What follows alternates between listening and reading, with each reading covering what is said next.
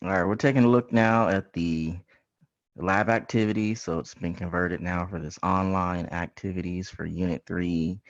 The labs themselves have been updated. So you can bring up the lab, starting with 18B. And to help you out, there's files that have photographs of our models.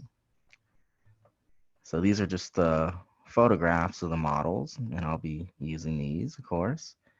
And then we also have a file here. It has labeling for the models. So it's another way to view it with the answer key. Keep in mind, though, we are only limited to the terms that are spelled out in our lab manual right here. So these answer keys may have extra parts you don't need. So our lab manual is always the guide as usual. And what I'll be doing is taking you through the lab list, and we'll be taking a look at some images. So it starts right here, 18B, and we're taking a look at now details of a neuron. So all of the parts here, the parts of a neuron, we're going to go ahead and start right here first with the textbook image, and then we'll switch over to the model.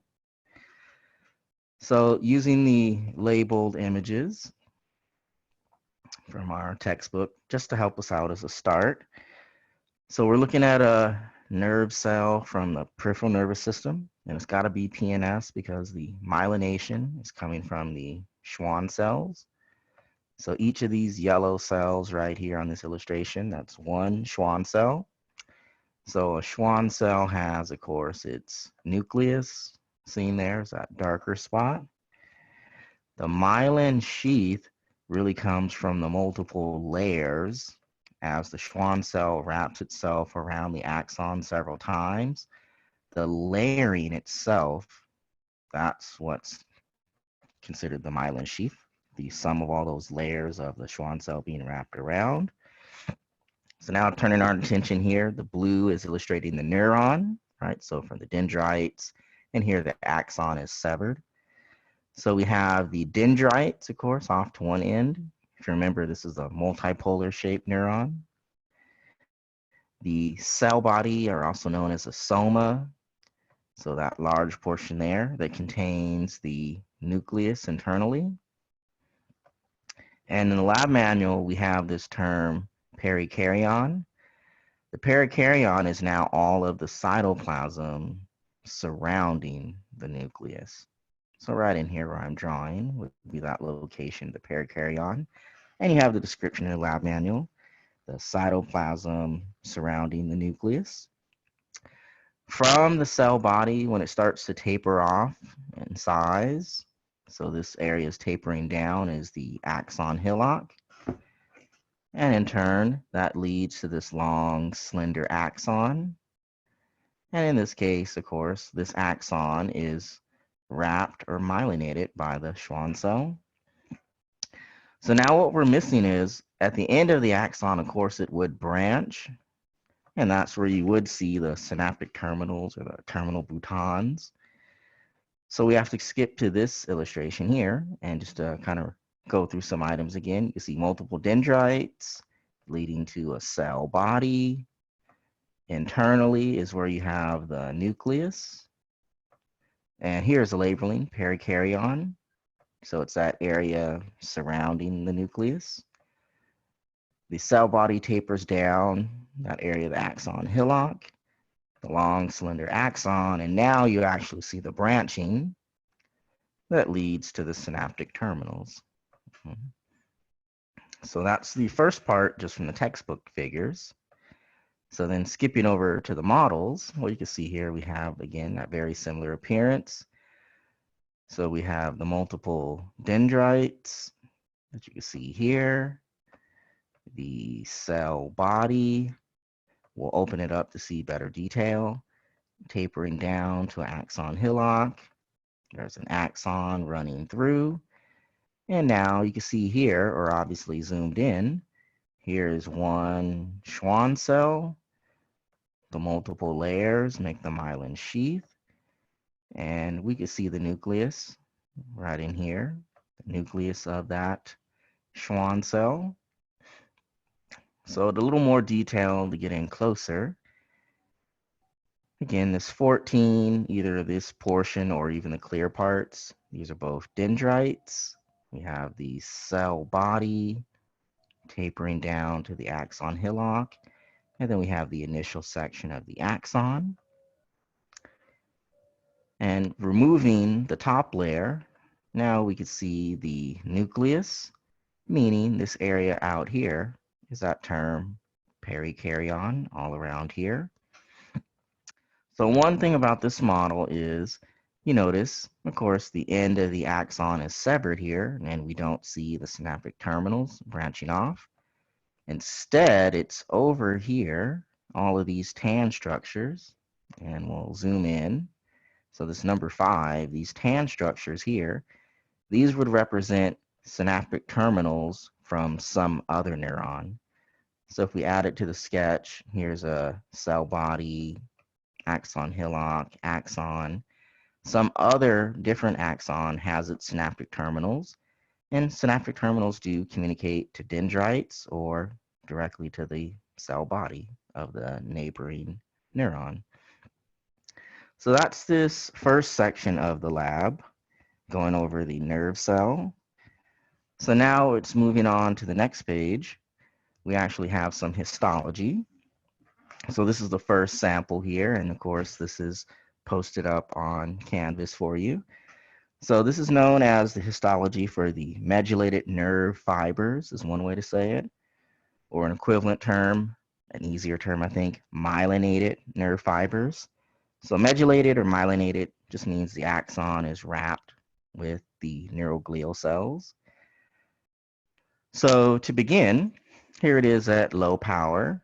And what we mean by fibers, like here you could see one individual axon that's myelinated, or here's a second one. So you see there's a cluster of them and they've been kind of separated apart. Zooming in closer, right, to see some detail. So what we have here as a whole is this myelinated axon between the two lines I drew there. The nerve fiber, the axon, is best visible right at this spot right here. I'll just kind of highlight that. So the area that's lacking the myelination, that's where the axon is really exposed. The term myelin sheath, that's one that I would have you omit, the myelin sheath, because it's really not clear. And these dark black sections, these now are representing Schwann cells. The Schwann cells are what make the myelin sheath. So we'll point out the Schwann cell, but not the myelin sheath itself. And here's another Schwann cell, this dark section. So now you notice, well, there's this gap between Schwann cells, and that's the term a node of Ranvier. So the gap, the spacing between adjacent Schwann cells, this gap right here is a node of Ranvier. And within the node of Ranvier, that's where you get a good look at the actual myelinated axon. So let's clear some of that up right there.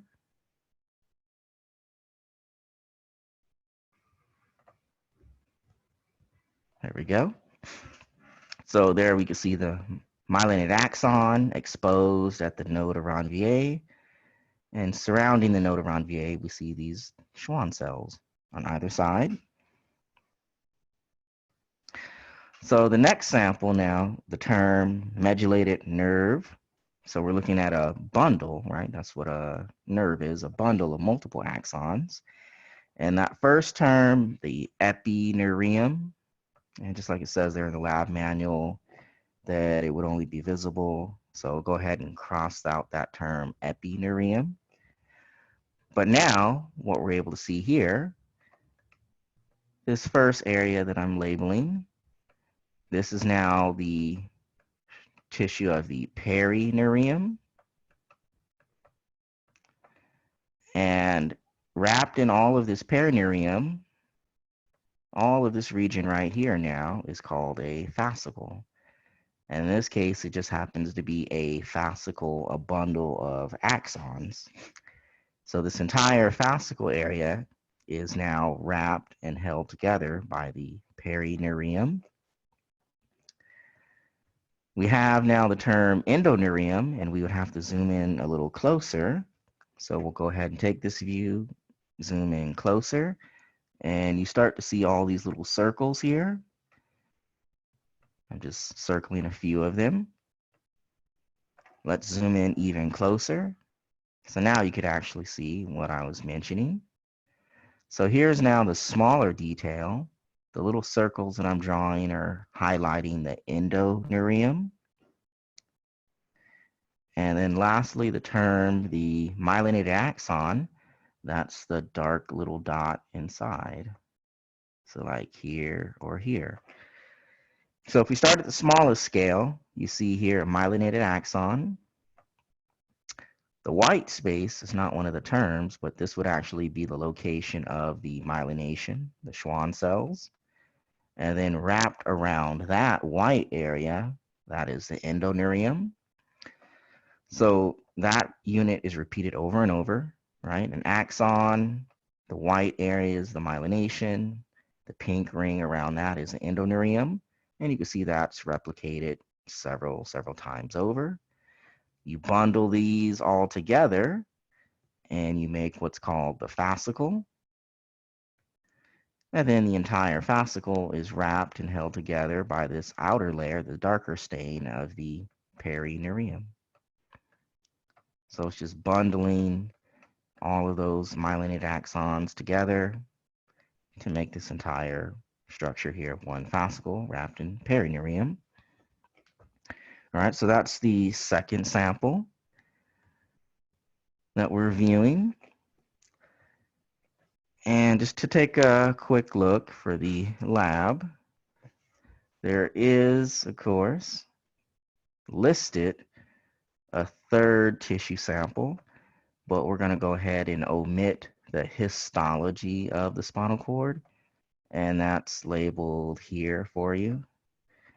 So you can see those two pictures we just went through, and we're just going to omit the histology of the spinal cord. We'll just focus on the models. So this page you can skip entirely. This page 3 on 18B. So that moves us into now activity 19, the gross anatomy of the spinal cord. And we'll start here, just taking a look at the full length model and the nerves branching out. So that'll bring us to this view in chapter 14.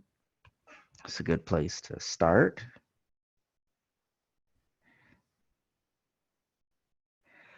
So looking at the full length of the spinal cord here. So we see in the area of the neck, cervical, that thickened, enlarged area is a cervical enlargement. And as we move in the inferior direction, there's now what's known, one name for it is the lumbar enlargement or lumbosacral enlargement. Just looking for the area where it's a little thicker there. And then ultimately the inferior tip where it makes this little conical shape, kind of tapers down to a point. That's the conus medullaris. And to see those on a model, so we got the model seen here, and the labeling is already shown. So that cervical enlargement, the lumbar enlargement, and then tapering down to that conus medullaris, right, those first couple of parts. So now branching out of the spinal cord, there's 31 pairs, right and left sides, 31 pairs of spinal nerves that branch out. And we have a model like so to see them. So you can see, in this case, a little bit of the occipital bone. Then we have the whole vertebral column. And in yellow, these nerves coming out are the spinal nerves. So it'd just be as simple as starting at the very top. And the picture kind of doesn't make that too clear. But that's where we would have, it's just simply called C1. And at that point, you would just count down C1 through C8. And then after C8, it starts with T as in thoracic. So T1 all the way through T12. And then from there, just simply L1, lumbar 1 through lumbar 5. And this, what you're seeing right here is L5.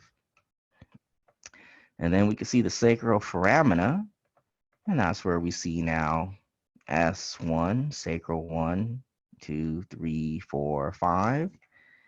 And then at the very inferior tip is where we have the coccygeal, represented just by CO. And there's only one nerve. So it's really just counting down, and yeah, that's hard to see on the picture. I understand that. Okay. So that's how the nerves are named, just simply the letter and then the number. So now moving along through the lab, and just to see where we're at, we just finished this section about the naming of nerves.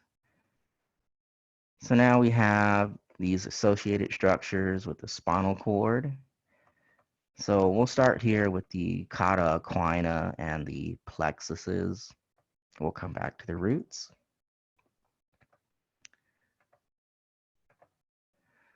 All right, so again, the inferior tip of the spinal cord, that is the conus medullaris. So we want to start here at the conus medullaris. And now inferior to that conus medullaris, the entire bundle that you see hanging down here circled, that is the cauda equina. Cauda equina, that bundle of nerves and a ligament hanging down from the conus medullaris. The plexuses, we could zoom in a little closer on that model, and we'll start first with this picture.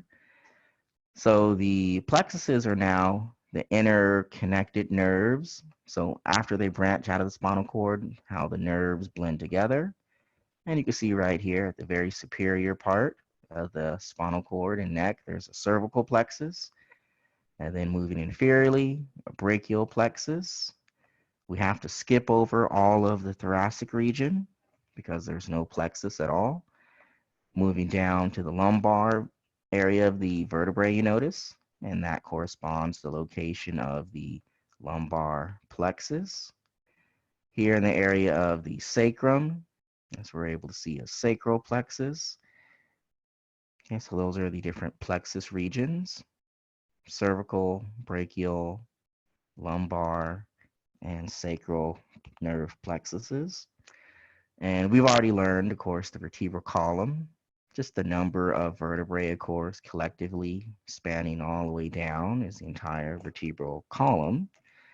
And we have the term the intervertebral foramen, and that's the actual foramen as a whole.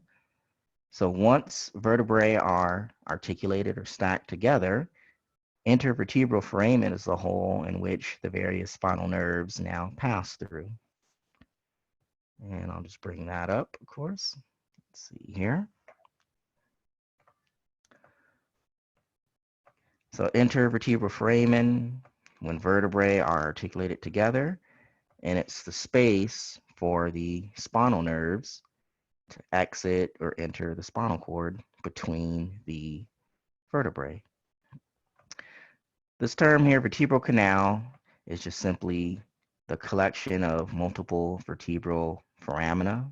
So we learned the big hole in a vertebrae, the vertebral foramen, and when you just have them, of course, all articulated together, the entire canal passing through all of the vertebrae, collectively called vertebral canal, and the spinal cord and the cauda equina run through that.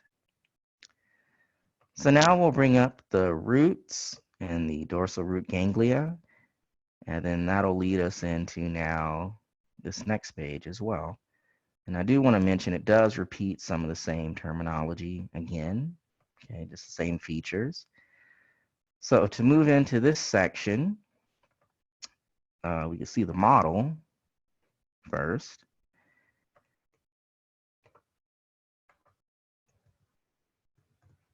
And this is where we could point out the terminology we just went over.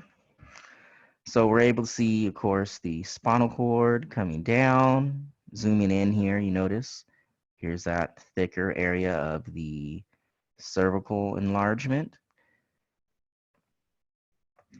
Down here would be the location of the lumbar enlargement. We'll zoom in on that shortly.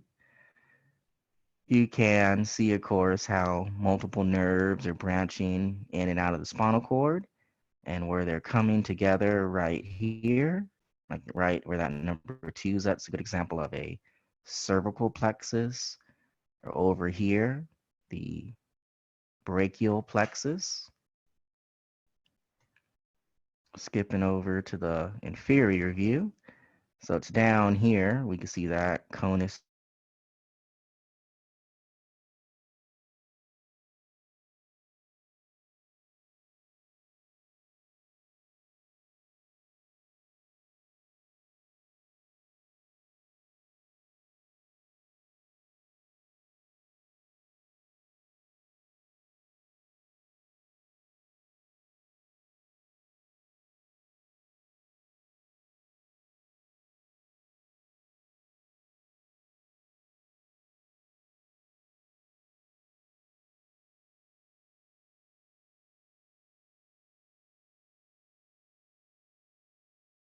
of the roots and the dorsespinal cord.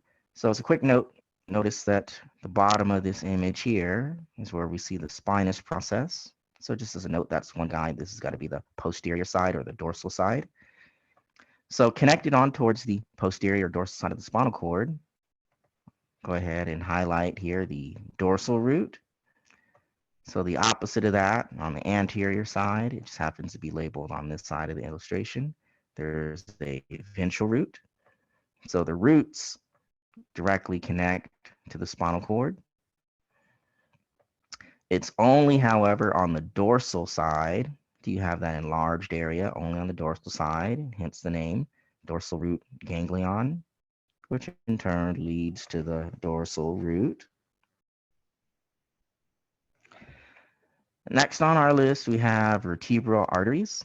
They're not seen here on this figure. But if we go to the model, you notice here's the spinous process. This is posterior. We happen to be looking at a cervical vertebra. We'll come back to that. And the vertebral arteries are seen right here. So here in red. And these are arteries that are found, you notice, inside of the cervical vertebra. If you remember those extra holes, cervical vertebrae all have 3 holes. And running through them, here's that vertebral artery. Or just another view. This is from the blood vessel chapter. And you can see how the vertebral arteries are running right inside of the cervical vertebra. Remember those canals called the transverse foramen? You can see their purpose now. So now going back to here, the roots are directly connected to the spinal cord. And you can see how the ventral and dorsal roots, the dorsal root ganglion, how they all come very close together. And then it quickly branches. So these further lateral branches are now called rami. And there's the ventral ramus, the anterior ramus, and then posterior. And you notice it's smaller in size. The smaller sized dorsal ramus, the branch there. So now that we've seen the structures associated with the spinal cord, we'll take a look at the actual spinal cord itself. And that's getting to the list where it says spinal cord cross-section. So that's the images and the models that we'll be working with now at this point. So these first 2 terms are really descriptive. Posterior side, right in the center, and a sulcus is a tight, narrow groove. So a posterior median sulcus. On the back side, in the center, a tight, narrow groove. Whereas the opposite side, anterior median, a fissure is a much wider gap. Okay, so let's take a look at those. And they're also really descriptive in terms of knowing anterior versus posterior. So a couple of different textbook figures to begin with, and then we'll go to the model. So without any other details to go on. Anterior median fissure has got to be ventral side right in the center, and you're looking for that wider gap. Whereas the posterior median sulcus on the posterior side, it's just that very tight, narrow groove. Hence, again, that word sulcus. Tight, narrow groove. The fissure is the wider gap. Right in the central part of the spinal cord, a very descriptive name, just simply called central canal, not labeled here. Let's see if we got a illustration for that. Central canal, that small little hole. It's not labeled on these images, but I'll just write that in. So central canal, a little space that is filled with cerebral spinal fluid. The gray matter, okay, so we can see the gray matter kind of roughly has like this butterfly shape to it. We'll start here at the posterior gray horn. And one hint here is you notice how the posterior gray horn reaches all the way to the surface of the spinal cord, whereas the anterior gray horn is completely surrounded by all this white matter. And then to the lateral side, hence the name, this little bump here, the lateral gray horn. And then lastly, the midsection of gray matter. You see the terms, the posterior gray commissure and the anterior gray commissure. And again, that central canal, that's really what divides the anterior and posterior gray commissures, with that central canal right in the center. There's now the white matter, and the simple term is columns. You can also use the term funiculus. So there's the posterior white columns, the lateral white columns, again in a pair, and then the anterior white columns up front. So of course the white matter regions of the spinal cord. And now in the lab manual, it repeats the terms dorsal root ganglion, ventral root again. The same terms we just went over, and we'll just take a quick look at those. So attached to the spinal cord, posterior side, the dorsal roots lead to the dorsal root ganglion. The anterior side just has just a ventral root. When the two different roots now come very close together, it's right at this section here. This is now the location of what's simply called a spinal nerve. And spinal nerves are quite short because as soon as those roots come together and they blend to make the spinal nerve then branches to form the two different rami that we pointed out. So just this little section here is where we see the spinal nerve. So now surrounding the spinal cord, and this image does it really well, we have a model. Surrounding the spinal cord is where we have the meninges and other features. So we could start here just deep to the bone of the vertebrae. I'll point that out. We're just looking at the bone tissue here at this point. So now deep to that, represented here in yellow, this adipose tissue is called the epidural space. And deep to the epidural space, the next layer in, we have what's called the dura mater. And then you can see the next layer in is the arachnoid mater, or just simply arachnoid would suffice. There is this gap here, is labeled the subarachnoid space. So the deeper portion of the arachnoid mater is subarachnoid space. And then directly against the white matter of the spinal cord is the pia mater.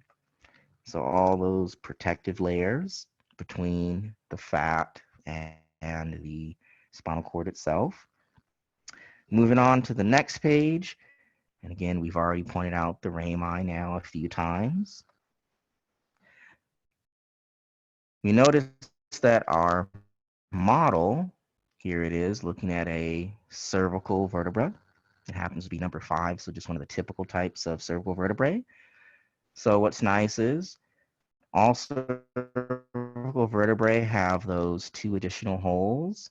So again, the name for that feature on the bone is a transverse foramen, and we can now see the vertebral artery spanning through that transverse foramen.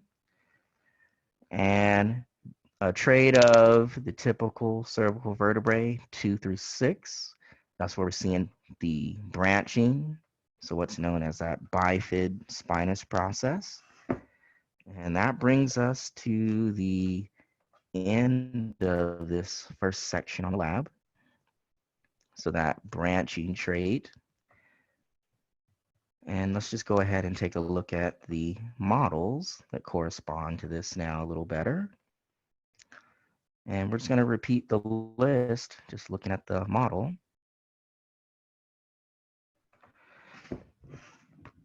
So I'll just start from this section here, the bifid spinous process.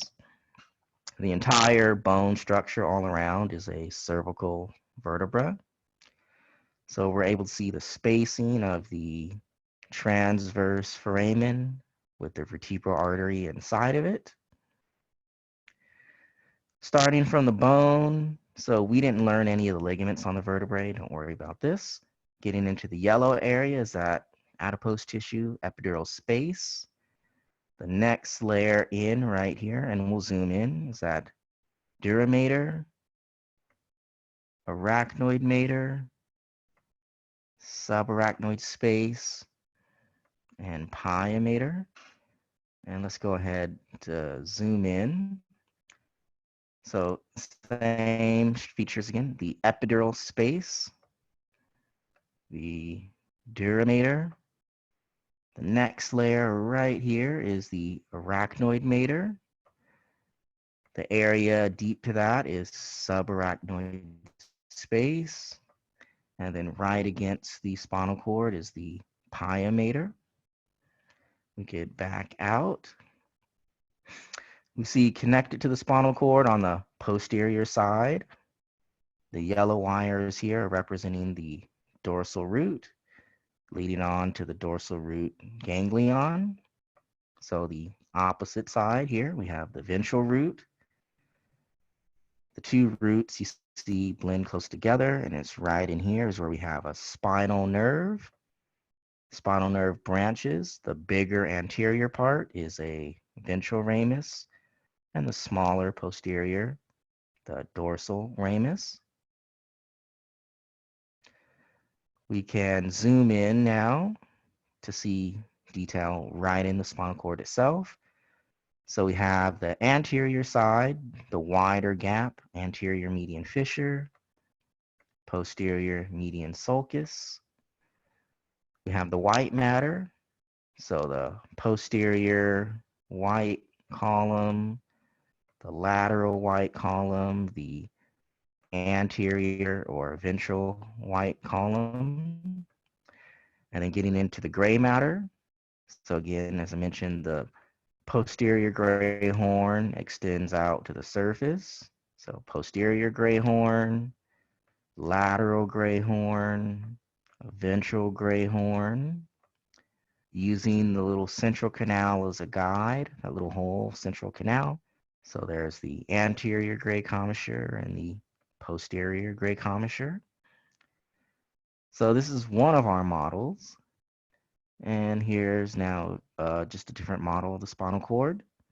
So again, without the bone surrounding it, you could use the anterior median fissure and the posterior median sulcus as a guide for posterior versus anterior.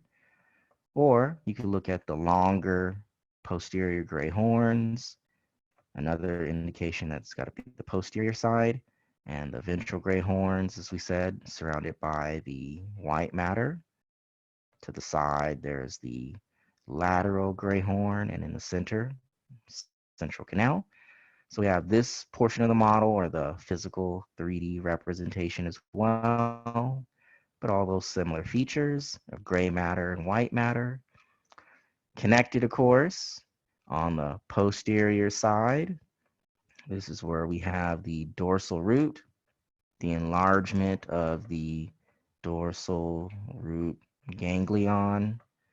So the black and red, of course, 25 representing the ventral roots. They come together at a spinal nerve.